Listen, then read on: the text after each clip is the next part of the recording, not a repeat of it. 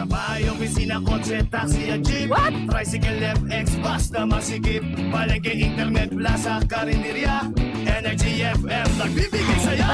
Huwag mong sabihin radyo, sabihin mo Energy.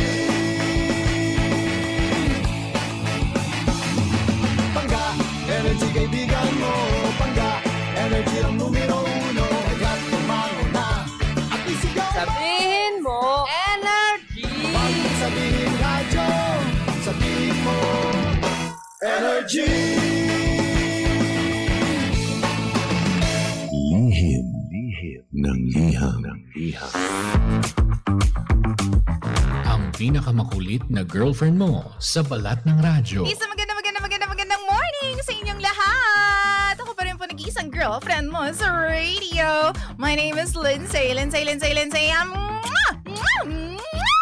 Makulit pero may puso, handang makinig sa mga kwento mo. Alam mo, feeling ko kailangan mo na siyang iwan kasi it doesn't make sense.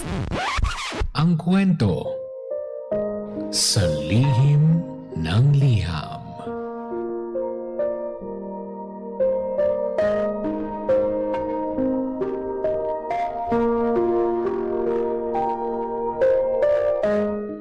Mahal kong Lindsay. Tawagin niyo na lamang po ako sa pangalang Bonoy. Sana pala nakinig ako sa pamilya at mga kaibigan ko noong pinakilala ko yung girlfriend ko noon sa kanila.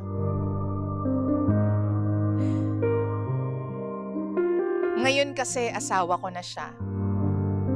At parang hindi ko nagugustuhan ang mga nangyayari sa buhay naming dalawa. Ang sabi po kasi ng iba, mahirap ang relasyon na may 20 years age gap. Ang sabi ng iba, mag-isip-isip daw ako. Kasi baka mamaya maghanap lang ito ng kaedad niya. Baka naman gusto pa niyang mag-explore.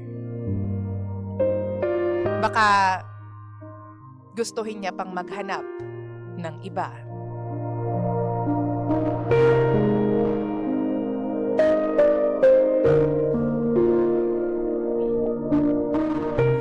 Lindsay, 52 years old na po ako. Siya naman po 32. Nagkakilala po kami nung 27 years old pa lamang siya at kinasal po kami 3 years ago. Sa loob ng 5 taon, akala ko maayos at masaya kami. Kaya naman hindi ako naniwala sa kanilang lahat. Sa kanilang lahat na nagsasabing hindi daw ako nag-iisip ng matuwid. Para daw akong nahihibang at para daw akong kumuha ng batong ipupukpok sa ulo ko. Nanatili pong sarado ang isip ko. Hindi ako nakinig sa kanila at bagkos sinunod ko ang aking puso. Naging maayos naman ang lahat, DJ Lindsay. Paminsan-minsan nagtatalo kami dahil para bang meron siyang mga tinatago sa akin. Pero iniisip ko baka naman mamaya paranoid lang ako. Ganun naman talagang nagagawa ng pagmamahal, di ba? Parang gusto mong angkinin lamang yung tao. Ganun ko kamahal ang misis ko.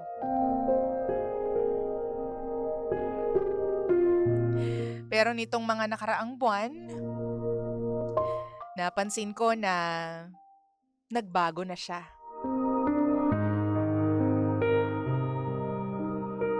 Madalas na siyang late na umuuwi. Ang sabi sa akin, meron daw overtime. Naging open naman siya nang paminsan-minsan ay sumasama siya sa mga gimmick. Kapag sinasabihan ko siya, sinasagot niya ako na noon daw kasi hindi niya na-enjoy yung pagiging single niya. Kasi nga raw, maagang nagpakasal sa akin.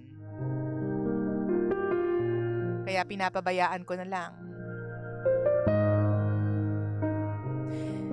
Hindi ko na lang pinapatulan dahil nga ayokong magkaroon kami ng problema. Pero unti-unti, naaalala ko yung sinasabi ng iba sa akin na baka raw gusto pa niyang maghanap ng adventure. Kahit weekends, DJ Lindsay, umaalis siya ng walang paalam sa akin. Tapos bumabalik siya ng bahay na parang walang responsibilidad sa akin bilang asawa niya. Nagta-travel siya kasama yung mga kaibigan niya. Habang ako, hindi na makasabay sa trip niya. Talagang ang nag-iba na ang lifestyle ng asawa ko at ako, naiwan lamang. Tulad pa rin ng dati. Habang siya umaalis at nakakapunta sa iba't ibang lugar, ako nasa bahay lang.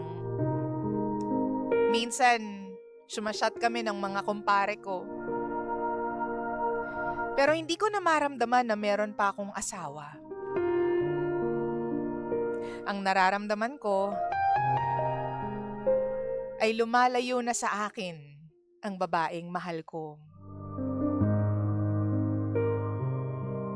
Hindi ko rin namalaya na may mas malalim na palang nangyayari sa kanya. Akala ko kasi, DJ Lindsay, mga kaibigan ang kasama niya sa mga travel na yun.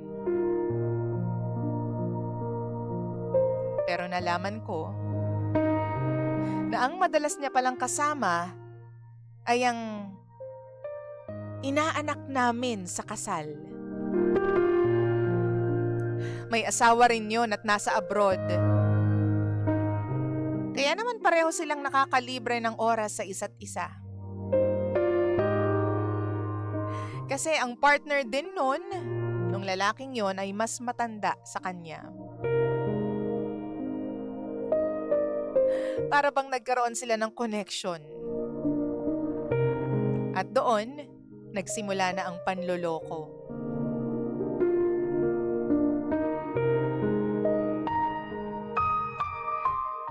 Ginawa ko naman ang lahat para sa kanya. Binigay ko naman lahat ng gusto niya. Even yung mamahaling kasal na pangarap daw niya.